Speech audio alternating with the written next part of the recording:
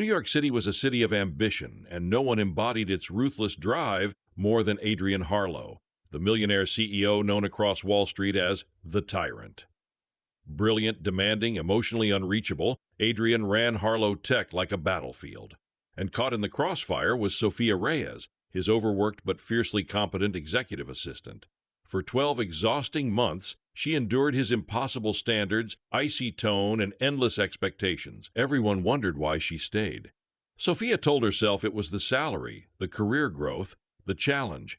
But deep down, she knew the truth she refused to face. Adrian Harlow infuriated her and intrigued her. Sophia's morning began the same way it always did: 3 espresso shots, a deep breath, and a whispered prayer before entering the lion's den. The elevator doors opened to the pristine, chrome-polished 42nd floor of Harlow Tech, where everything smelled like money, power, and Adrian's impossible expectations. She barely had time to sit before his office door swung open. "Sophia," Adrian said sharply, "why isn't my 8:30 call connected?" "It's 8:24, she replied calmly, hands poised over the keyboard. "You said precisely 8:30, not a second before." His jaw tightened, not in anger, but in surprise. Sophia was the only employee who didn't tremble when he spoke, the only one who met his eyes, the only one who refused to fear him. Adrian hated it.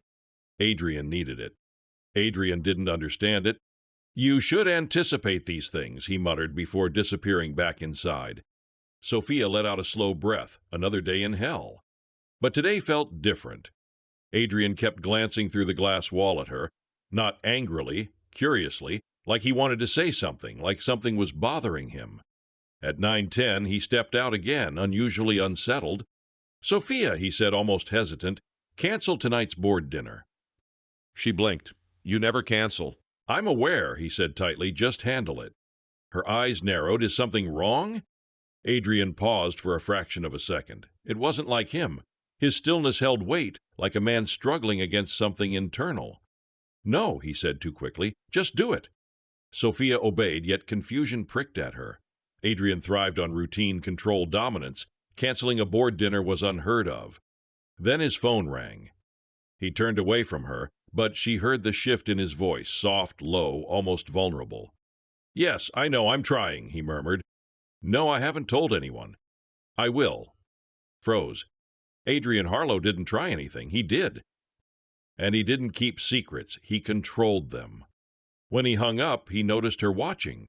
"What?" he snapped, too sharp for the moment. "You okay?" she asked gently. His eyes softened for a half-second, barely noticeable but unmistakably real. "I'm fine." He wasn't. Something was happening beneath that cold, polished armor. Later that afternoon, Sophia delivered documents to his office.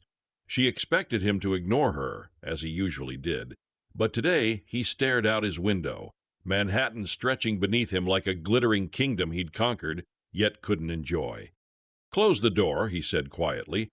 She hesitated. Adrian never asked for privacy with her unless someone was getting fired. She closed it slowly. He turned toward her with an expression she had never seen before, something haunted, conflicted, almost human.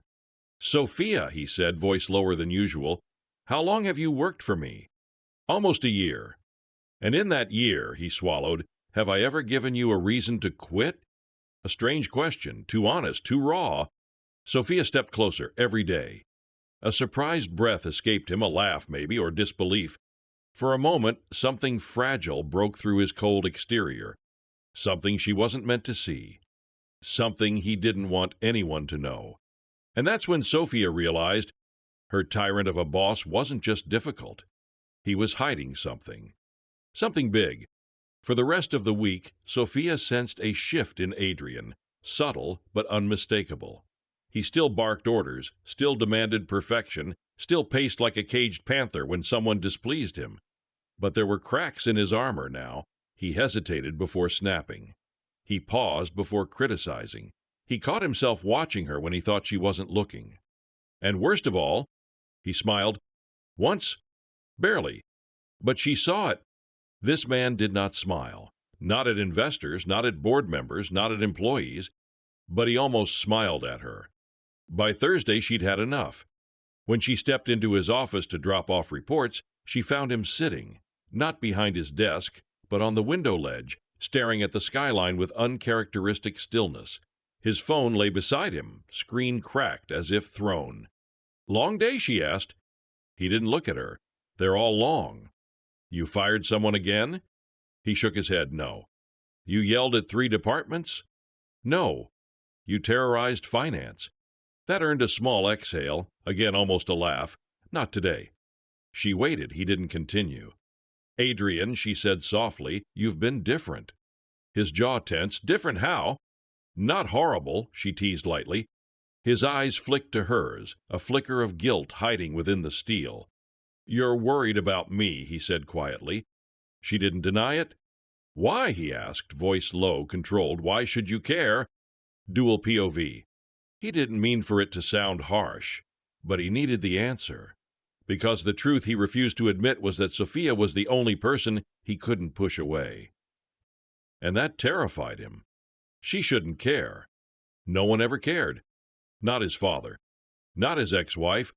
Not anyone who saw him as a walking paycheck rather than a man. But Sophia, she cared without wanting anything back. He didn't know how to handle someone like her. Back to Sophia. She held his gaze. "Because you're human, Adrian, even if you pretend you're not." He stiffened, as if she had touched a bruise beneath the surface. Finally he stood. "I have work." She didn't move. "You can talk to me." He looked away. "I don't talk." "Then try." He clenched his fists, jaw tight, breath unsteady. Something was boiling inside him, anger, fear, guilt she couldn't tell. Then his phone buzzed. He grabbed it quickly, but not before she saw the caller ID. "Dr. R. Mercer, oncology." Her breath hitched. "Oncology. Cancer." Adrian saw her expression. His cold mask shattered for a second, a second that told her everything. "Oh my God," she whispered. "Adrian." "Don't," he said sharply, backing away. "Don't look at me like that." "Like what?" "Like I'm breaking." She stepped forward. "Are you?" He didn't answer. She felt the air shift, heavy and sharp. This was the truth he had been hiding. This was the storm behind his eyes. And suddenly the infamous Tyrant didn't seem powerful at all. He seemed human, hurt, afraid, and more alone than anyone she had ever met. Sophia closed the office door behind her, the soft click echoing like a gunshot in the silence. Adrian stood frozen, hands braced on the back of his chair, shoulders trembling ever so slightly. He looked nothing like the impossible CEO the world feared. He looked like a man trying not to drown. "Adrian," she whispered, stepping toward him. "Don't," he said again, but this time his voice cracked, just barely. That crack felt like a door opening. She walked closer, slowly, as if approaching a wounded animal. "How long have you known?" He didn't lift his head. 3 months. 3 months. 3 months of coldness sharper than usual. 3 months of sleepless nights. 3 months of the mysterious calls. 3 months of his armor rusting from the inside out. "And you didn't tell anyone?" she asked softly. A bitter laugh escaped him, quiet, broken. "Who exactly should I tell, Sophia? My board? They'd replace me before I finished the sentence. My family don't have one. My ex-wife, she'd send champagne. So I came to work and pretended I was still some indestructible machine." She stepped beside him, close enough to feel the tension radiating from his body. "You're not a machine." "I have to be," he whispered, finally lifting his head to meet her eyes. His gaze was raw, vulnerable in ways she had never seen. "I built everything by being the strongest person in every room. If I fall apart, everything falls apart." Sophia shook her head gently. "Strength isn't the absence of fear. It's feeling fear and facing it anyway." He stared at her like she had spoken a language he'd never heard. Then, quietly, "I don't know how to do that." Sophia's heart squeezed. Adrian Harlow, the man who dominated boardrooms, intimidated investors, and controlled empires, was asking for help without saying the words. She took a tentative breath. "Then let me help you." His eyes flickered with something dangerous. "Why?" "Because you don't have to go through this alone." He inhaled sharply, the control finally slipping. "I don't deserve that." "Yes," she said firmly, "you do." For a moment, the world outside disappeared. The city noise faded. The glass walls dissolved, and there were only 2 people standing in the center of a truth neither expected to face. He whispered, "I'm scared, Sophia." It was the first time she had ever heard fear in his voice. The confession landed between them like a live wire. Without thinking, she reached for his hand. He flinched, but he didn't pull away. Her fingers slid around his, warm, steady. His grip tightened instantly, as if he'd been waiting months for someone to anchor him. "Sophia," he breathed, her name suddenly sounding like a plea, a confession, a surrender. She stepped closer, close enough to feel his breath brush her skin. In that moment, everything shifted. The boss and assistant dynamic shattered. The emotional distance collapsed. The truth between them rose to the surface like a tide. This wasn't just comfort. This wasn't just sympathy. This was something deeper, something dangerous, something they could no longer pretend wasn't there. And for the first time since she met him, Adrian Harlow allowed himself to fall, just a little, right into her hands. For the next several weeks, everything changed, and nothing changed.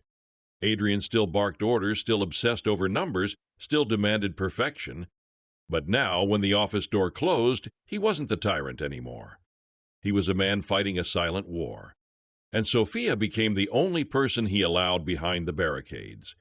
She arranged his medical appointments discreetly, organized his schedule so he wouldn't exhaust himself, made sure he ate, breathed, rested.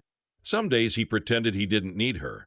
Other days he looked at her with a quiet gratitude he didn't know how to express.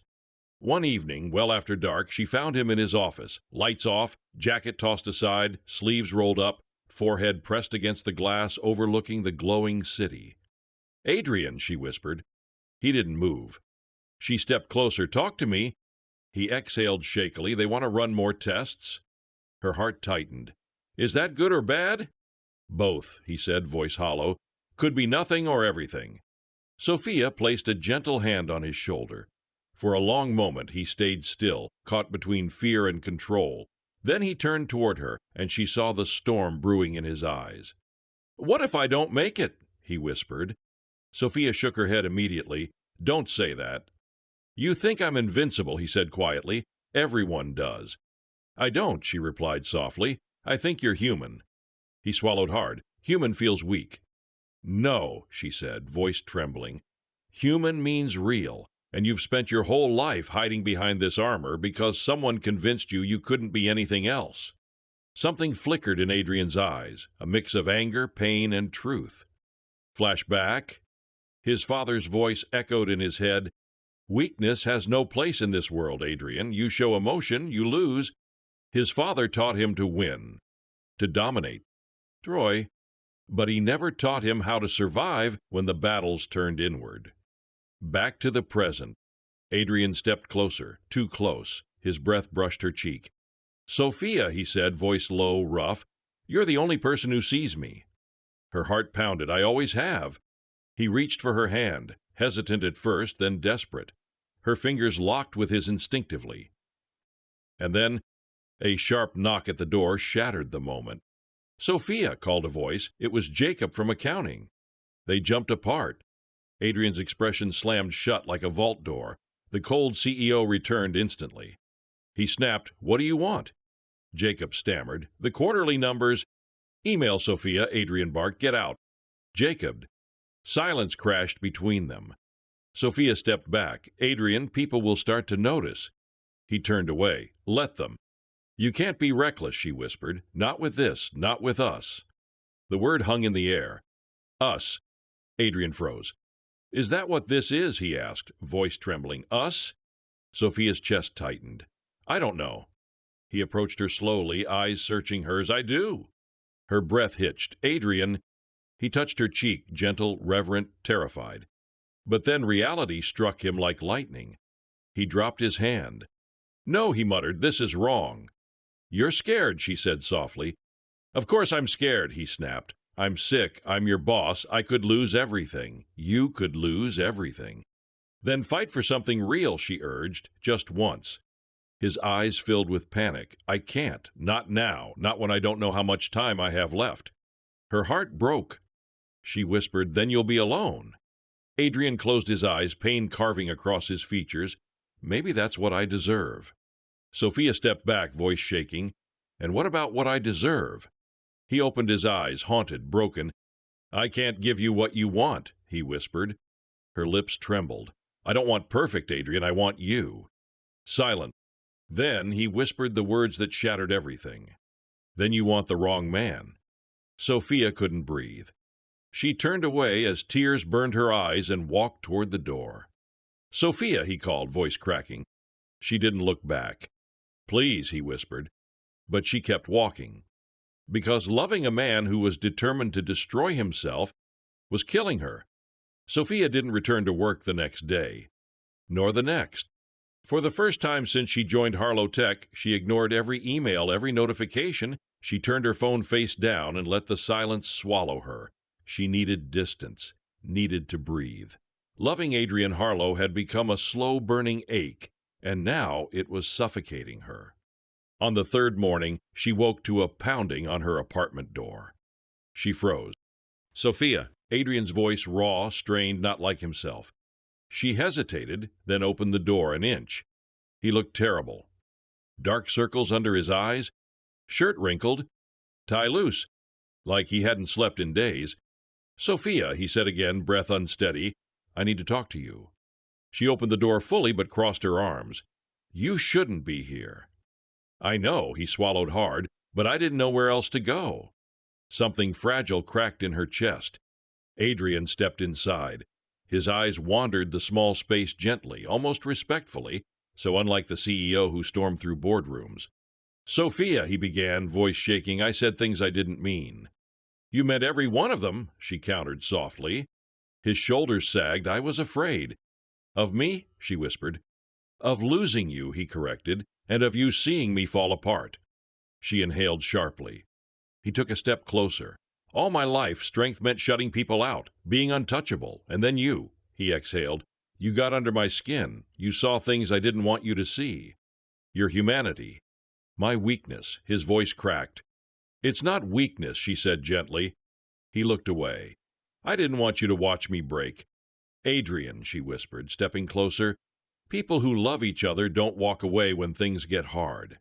His eyes snapped to hers, intense, searching. Do you love me? Her breath caught. She hadn't meant to say it, but it was too late to go backwards. Yes, she whispered, voice trembling. I do. I've been falling for you for months, even when you made it impossible. His composure shattered completely. He closed the distance between them in 2 strides, cupping her face with both hands, gentle but desperate. Sophia, he breathed, I'm in love with you. She closed her eyes, tears slipping free. But I didn't know how to love you the right way, he whispered against her forehead. I didn't know how to let someone in without thinking they'd leave. His voice broke. I didn't know how to choose you and still feel strong. She placed her hands over his. You choose someone by standing with them, even when you're scared. He pressed his forehead to hers, trembling. I'm terrified. So am I, she whispered. He pulled back slightly, looking into her eyes, really looking. I want to try, he said softly. I want to learn how to be the man you deserve. I want to fight this. He touched his chest, his illness, his fears, and I want you beside me. Sophia's breath caught. Please, he said, voice cracking again, let me try, even if I don't know how long I have, even if I'm broken, even if I make mistakes. Let me choose you. Let me love you. She stepped into him, resting her hands on his chest where his heart pounded violently. I never wanted perfection, she whispered, just honesty, just you. His eyes softened, full of relief, longing, and something that looked very much like hope. And then finally he kissed her. It wasn't the kiss of a man in control. It was the kiss of a man who had finally surrendered to love, to fear. To her, the world fell away. For the first time, Adrian Harlow wasn't the tyrant. He was a man learning how to be vulnerable, a man learning how to be loved, a man choosing someone other than himself. And it changed everything.